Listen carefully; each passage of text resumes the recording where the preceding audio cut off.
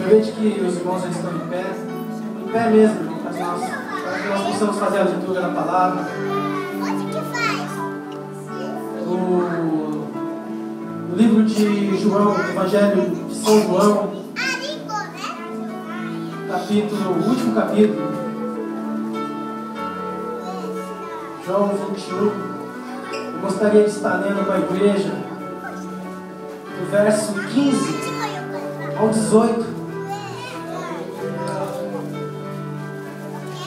Verso 15 ao 18, Evangelho de São João, último capítulo, versículo 15 ao 18, capítulo 21. Amém, igreja? Amém. Estarei lendo aqui. Depois de terem comido, Jesus perguntou a Simão Pedro: Simão, filho de João, amas-me mais do que estes? Ele respondeu: Sim, Senhor, tu sabes que te amo. Disse-lhe: Apacenta os meus cordeiros. Tornou a perguntar-lhe: Simão, filho de João, amas-me? Ele respondeu: Sim, Senhor, tu sabes que te amo. Disse-lhe Jesus: Apacenta as minhas ovelhas. Perguntou-lhe pela terceira vez: Simão, filho de João, amas-me? Simão entristeceu-se por Jesus lhe ter perguntado pela terceira vez: amas-me? Ele respondeu: Senhor, tu sabes tudo. Tu sabes que eu te amo. Disse Jesus: Apacenta as minhas ovelhas. Em verdade te digo que quando era mais moço, te vestia a ti mesmo e andavas por onde querias, mas quando fores velho, estenderás as mãos e outro te vestirás e te levará para onde não queres. Amém, igreja? Feche seus olhos, irmãos, e oremos. Soberano Deus, Tu és soberano na minha vida, Pai, na vida da Tua igreja. Pai, no nome de Jesus Cristo, Senhor, eu te peço a bênção, Pai, para servir essa porção, ó Pai, o maná que desce das Tuas mãos, que vem, Senhor dos céus, para que o Seu povo se alimente, ó Pai, que as minhas palavras não venham ser minhas, ó Pai, mas que o Teu Espírito Santo venha falar conosco, assim como o Senhor tem falado comigo também, Pai. No nome de Jesus, usa a minha vida, usa a vida dos Seus filhos que estarão também para ouvir, Senhor. No nome de Jesus, eu te agradeço, meu Pai amado. Os irmãos podem se assentar. Amados irmãos, eu vejo aqui que quando Jesus aparece para Pedro, Jesus ele já tinha sido morto, ele já tinha sido ressuscitado, ele já tinha aparecido para os discípulos. E Pedro, quando ele estava ali naquela praia, ele estava pescando. Então eu vejo assim o que Pedro estava fazendo ali. Depois de tantas experiências que ele já tinha com o nosso Senhor, de tudo que ele passou, vidas que ganharam, mas estava com Jesus. E depois disso, Jesus apareceu para ele, não deixou eles na dúvida, cumprindo a promessa que Jesus havia dito. Eu vejo que Pedro, ele estava ali fazendo as mesmas coisas que ele fazia antes. Sabe o que ele estava fazendo? Estava na velha vida dele, pescando. Se nós, como discípulos, assim como Pedro, tudo que o Senhor deixou para ele, tudo que ele pegou e falou, o que eles tinham que fazer, a missão deles aqui, eu creio que eles não estariam pescando, e ele não estava sozinho. Amados irmãos, eu vejo que Pedro, ele era um homem que sabia quem era Jesus. No livro de Marcos, meus irmãos, nós encontraremos ali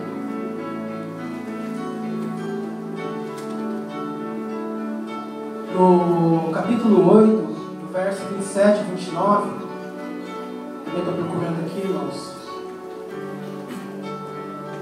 Existe ali a confissão de Pedro, onde Jesus e seus discípulos partiram para as aldeias de Cesareia de Filipe. No caminho perguntou-lhes: quem dizem os homens quem sou?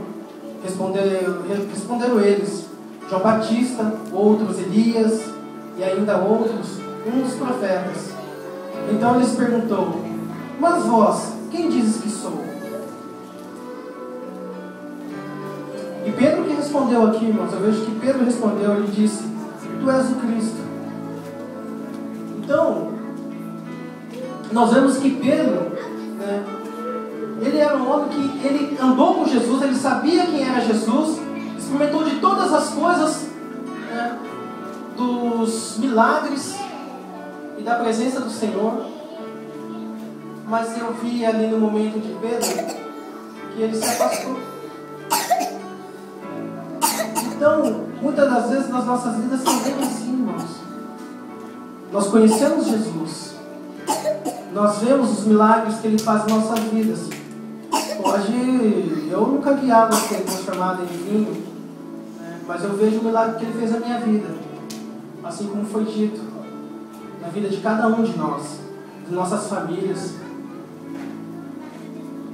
E também vejo que Pedro, né, ele também era um homem que tinha muita fé, mas com suas limitações. Mateus 14, 26, 31 fala que quando ele vai ali, eu deixei anotado aqui, vou ler para os irmãos.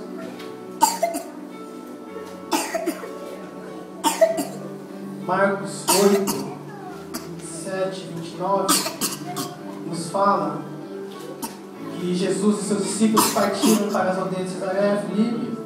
Perdão, irmãos. No livro de Mateus.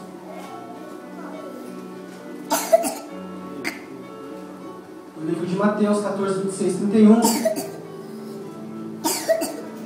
Os discípulos vendo caminhar sobre o mar, assustaram-se, dizendo: é um fantasma, e gritaram de medo. Jesus, porém, imediatamente lhe disse: coragem, sou eu, não tenham medo. Aí respondeu-lhe Pedro: Senhor, se és tu, manda-me ir contigo sobre as águas.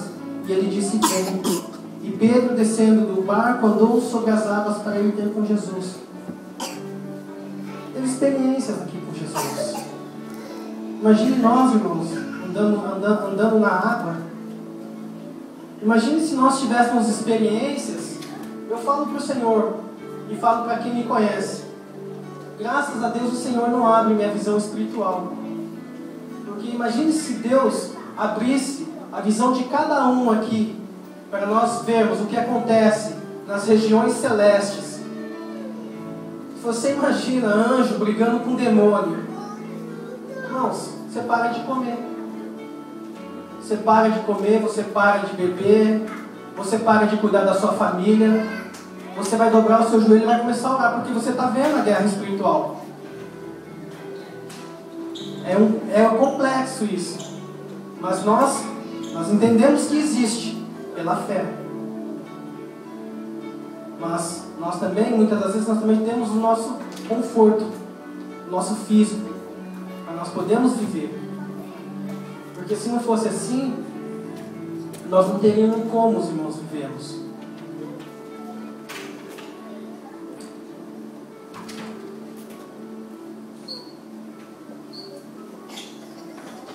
Irmãos,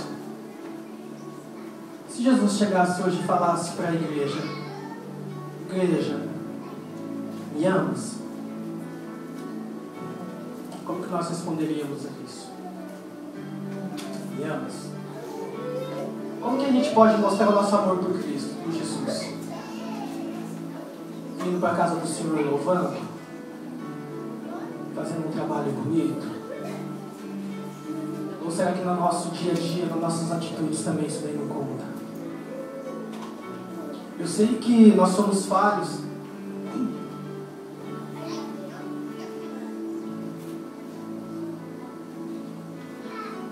Mas sei que nós podemos nos esforçar para errar mais, para acertar mais e errar menos.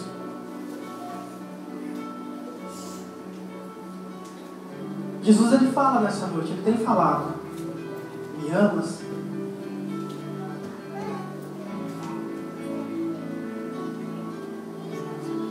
Jesus, quando ele sobe no Getsemane, irmãos, ele vai ter ali com Deus, porque ele pede para Deus, porque ele começa a sentir na pele, né, o que nós sentimos, a dor, o desespero.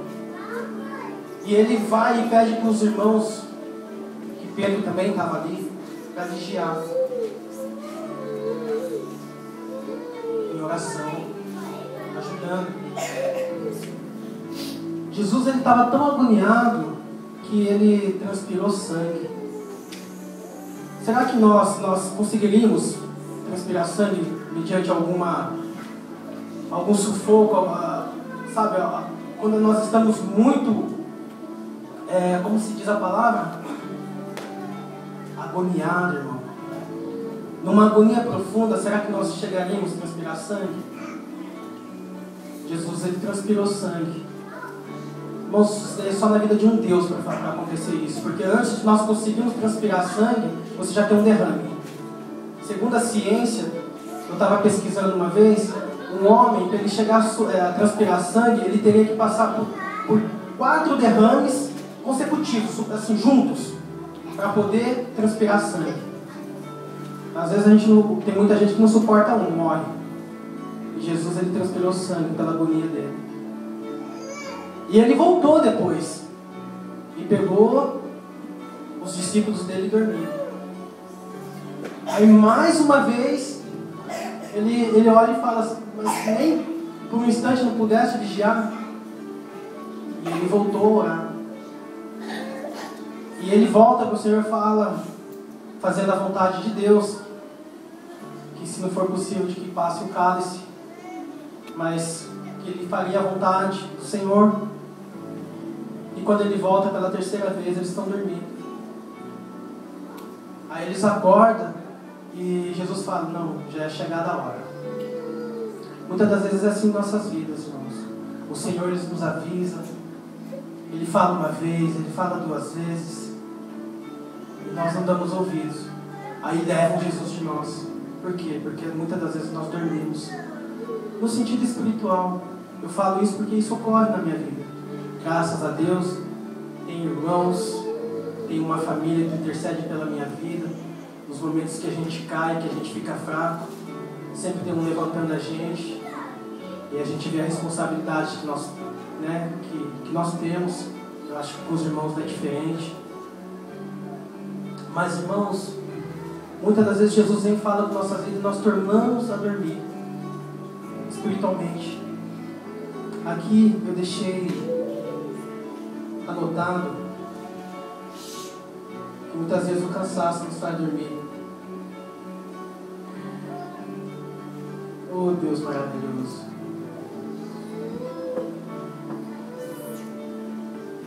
E engraçado, irmãos, que eu estava meditando e falei, Senhor, o que eu vou levar para a tua igreja? Uma igreja que sabe tudo. Eu não sou pregador, irmãos. Eu não sou pregador. Mas como eu falei ali na igreja de Rimeja, eu creio que eu sou um ministro, eu sou um servo. E se o Senhor me colocar aqui para falar que a igreja dele, mesmo não tendo palavras, mesmo não sabendo falar bonito, eu vou falar. Quero trazer algo que seja sentido do Senhor. O Senhor lhe pergunta nesta noite para a igreja dele, me amas? Está melhorando. Na primeira vez não ouvi nenhum glória a Deus, nem um aleluia. Agora já ouvi uns 3, 4. Está melhorando. O Senhor está perguntando nessa noite, me amas? Aleluia, igreja. A igreja está compreendendo? Apacenta os meus cordeiros. Vocês foram colocados aqui, irmãos, como elite, para estar resgatando vidas, para estar salvando vidas. Não para estar cada vez mais nos caminhos de lá do que de cá. Muitas das vezes nós somos desviados pelo cansaço, por nos sentirmos pequenos, por acharmos que nós não temos capacidade. Não é difícil chegar para uma pessoa e falar assim: Jesus te ama. Sai correndo se é uma pessoa que não gosta de você. Agora, se a pessoa der atenção, fala o que você sabe, não precisa falar o que você não sabe. O pouco que você sabe para quem não sabe nada é muito. Irmãos, quando Jesus fala a primeira vez para Pedro se ele o ama, eu estava pesquisando e Jesus usa o termo amor ágape. Isso daí foi escrito eu creio que no grego. Que nossa Bíblia está traduzida, então só está falando ama, mas no original, no grego, ela está no termo ágape, é o amor ágape. Na segunda vez que Jesus ele pergunta para a igreja se ela o ama, se ele pergunta para Pedro se ele o ama, ele torna dizendo o termo ágape de novo. Só que na terceira vez eu achei interessante. Na terceira vez Jesus usa o termo filéu, Filadélfia, é o amor fraternal, afeição, tem afinidade. Ou seja, Jesus está falando para Pedro: me amas? Assim, você é meu amigo? E Pedro ele se entristece. Uma vez eu ouvi uma história que é interessante. Um jovem pregador, ele chega numa cidade e começa a pregar ali. Na verdade, fizeram disso uma piada. E ele começa a pregar, e o Senhor dá uma mensagem para ele que ele ia dar vitória ali para ele. Né? E nessa cidade começa a chover forte, começa a transbordar o rio que tinha ali, começa a inundar a cidade. E chega a água começa a subir, ele sobe em cima de um carro, né? E a água subindo. Aí chega um bote, chega um barco e fala assim: ô pastor, sobe aí, a gente vem te resgatar. Ele fala: não, Deus vai me dar uma vitória. Deus vai me dar uma vitória. E eles insistem ali, o homem não sobe, eles vão embora.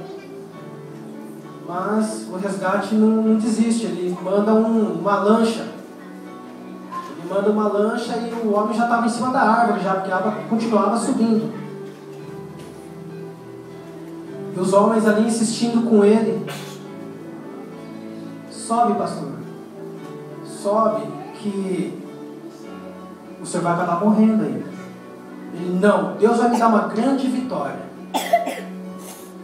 Deus vai me dar uma grande vitória. Eles insistem com o homem e ele não sobe.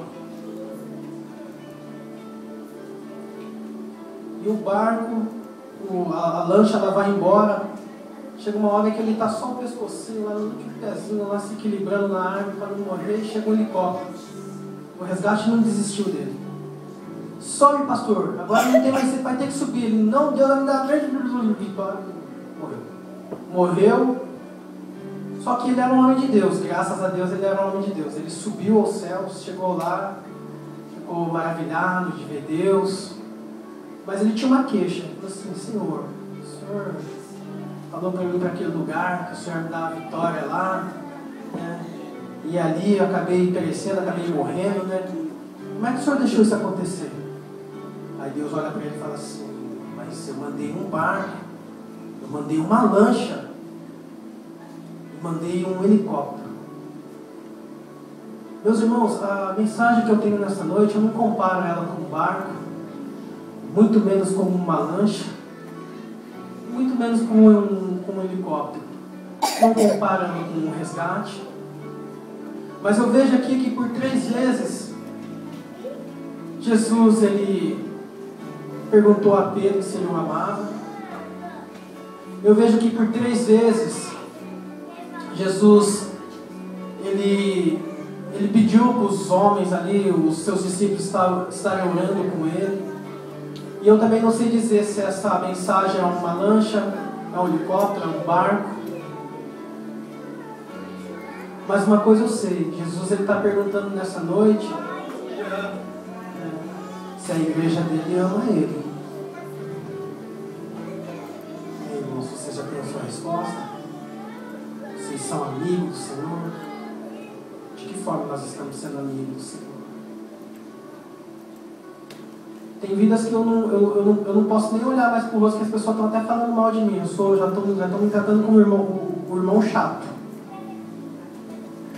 Aí outro dia eu cheguei e falei assim, não, vou fazer mais um apelo para esse rapaz aí, que tá me chamando de chato, tá até querendo sair de serviço por minha causa. Aí chamei ele e ele inventou uma outra desculpa. Eu peguei, olhei assim no meu coração e falei, Senhor, não falo mais para ele, não faço mais convite, não falo mais do Senhor, porque sempre ele me dá uma brecha, eu me coloco nessa brecha para falar do amor de Deus para ele. E eu falei, não vou falar mais. O Senhor assim, muito bem, meu filho, não fala mais. E aquilo esquentou meu coração. Fui fazer minha peça, já continua só orando por ele. Irmãos, é difícil orar por uma pessoa que às vezes te maltrata, que fala mal de você. É difícil, mas você tem que orar. É nessas horas que a gente mostra que a gente é amigo de Deus. E é nessas horas, irmãos, que nós temos que ter força. Sabe por quê? Porque João aqui, ele fala ele fala aqui no verso 18, em verdade, te digo que quando era mais moço, te vestia a ti mesmo e andavas por onde querias. Mas quando fores velho, estenderás as mãos e outro te vestirás e levará para onde não queres. Mas se nós estamos com o Senhor, hoje é culto dos jovens. Jovem, a cada dia que passa você está tendo um crescimento. A cada dia que passa você vai deixando de ser jovem. Não no sentido físico, mas no sentido espiritual. Cada dia que você vem à casa do Senhor, que você se alimenta, você vai crescendo. Vai de você saber o que você vai fazer com o seu crescimento. Assim como uma pessoa é dona do nariz dela, ela pode ir onde ela quiser, ela escolhe os seus caminhos. Só que nós que somos conhecedores da verdade, nós já sabemos o nosso caminho, o caminho, a verdade, a vida. E quando esse outro te levar para onde você não quer ir, não se preocupe não, irmãos. Não se preocupe não. Esse outro, você sabe quem que é esse outro aqui? Vou dar uma dica para os irmãos. Eu não marquei, mas eu acho que se encontra no livro de Mateus 5. Eu vou procurar aqui.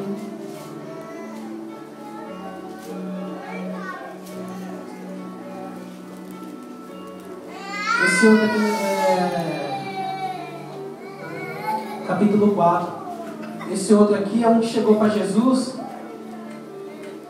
depois que Jesus foi levado pelo Espírito Santo para ser tentado, para ser provado ali, depois de jejuar, depois de sentir fome. Esse outro, ele chega para Jesus e fala assim, se tu és o Filho de Deus, manda que essas pedras se transformem em pães.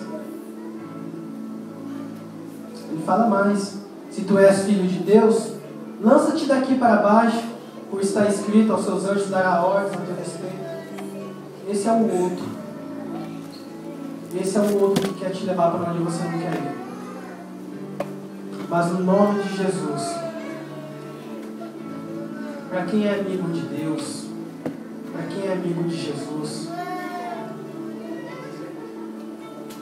e que tem um propósito na face desta terra, não só a nossa salvação, claro, nós temos que ter certeza da nossa salvação, mas amados, nós estamos aqui, nós somos parte de uma grande comitiva,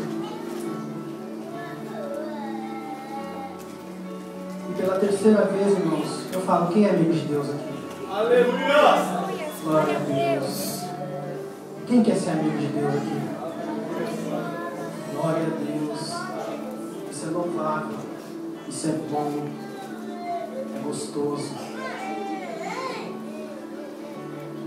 O que eu deixo para os irmãos é que nós não venhamos dormir. Mas se esse outro quiser levar e nós estivermos com Cristo, assim como Jesus ali, Ele voltou para Pedro e não deixou, porque Jesus ele volta todos os instantes para as nossas vidas. E nós temos que crer nisso, irmãos. Que o nosso tempo aqui está próximo, está se acabando. Eu deixo essa palavra para os irmãos meditarem. Amém? Aleluia, glórias a Deus. Eu agradeço esta rica oportunidade, em nome de Deus. Aleluia, Deus. Quantos ouviram a voz de Deus, irmãos? Glória a Deus. Irmãos, quando veio ouvir a mensagem do céu esta noite, o Senhor perguntando para as nossas vidas. Irmãos, o Senhor Jesus ainda continua a perguntar para as nossas vidas. Filho, tu me amas? E este amor, irmãos, ao qual o Senhor nos amou, esse amor ágape, Deus ele deu uma prova desse amor para as nossas vidas. Foi lido no dia de hoje, em João 3,16, que Ele deu o seu único filho. Ele deu para que fosse morto numa cruz. Mas essa não é a prova maior. A maior prova da ação de Deus que eu vejo, irmãos, é sim, que Deus deu o seu filho. Mas em Romanos diz, capítulo 5, que Deus ele prova esse amor ao dar o seu filho. Que Deus, irmãos, ele prova o seu amor de que forma? Ele nos amou, irmãos, nós ainda sendo pecadores. Essa é a maior prova de Deus para as nossas vidas. Porque, irmãos, quando fala assim, eu amo ao meu irmão, com amor, filhos, foi lido, é fácil nós dizermos. Mas quando nós vamos usar da forma, do termo ágape, o amor divino, amor volutivo, amor sacrificial, nós não somos capazes, irmãos, se um pai, se Deus pede assim como fez com Abraão, olha, me deu o seu filho, como prova do seu amor. Irmãos, aqui eu creio, eu sou pai, tenho 4 filhos. Eu não vou ter essa coragem. Eu não vou ter essa coragem. Por quê? É o amor ágape. E isto, eu amo meu filho. Ainda que seja por amor de um outro filho, eu vou entregar a vida deste por amor do outro, eu não tenho essa coragem. Agora imagine vocês, irmãos, a prova do amor de Deus. Ele entregou o seu filho para morrer por mim, por você, que nós não tínhamos valor algum. Nós éramos pecadores. Nós errávamos. Ainda erramos. Mas será por que Jesus ele perguntou para Pedro? Pedro, 3 vezes. Por que, Pedro, tu me amas? Por que, irmãos?